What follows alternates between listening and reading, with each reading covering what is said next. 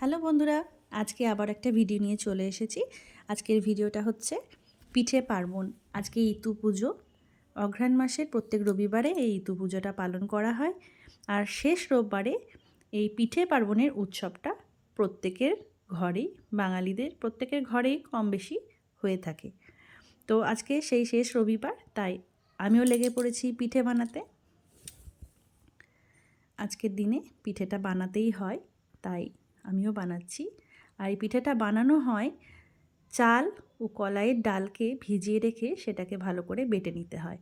তারপরে সেটাকে একটু আদা বাটা, একটু লঙ্কা বাটা, একটু জিরে বাটা, একটু নুন টুন দিয়ে ভালো করে মেখে নিয়ে একটু বেশ মুখরোচক করে সেটাকে একটা ব্যাটার তৈরি করে নিতে হয়।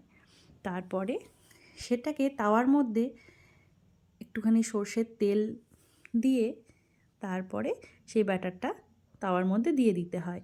তারপরে তালপাতার একটা টুকরোকে নিয়ে সেটাকে ভালো করে গোল আকৃতি দিতে হয় এবং একটা থালা চাপা দিয়ে দিই যতক্ষণ না ভাপটা ছাড়ে।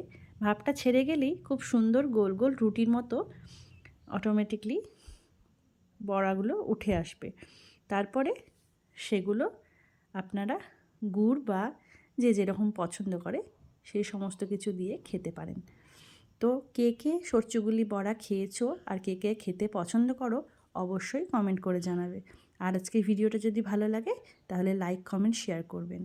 আর আপনারা কারা কারা কী নামে এই বড়াটাকে চেনেন সেটা অবশ্যই আমাকে কমেন্ট করে জানাতে ভুলবেন না। আমার পিঠেগুলো কেমন হয়েছে সেটাও জানিও। আবার দেখা হবে নেক্সট ভিডিওতে।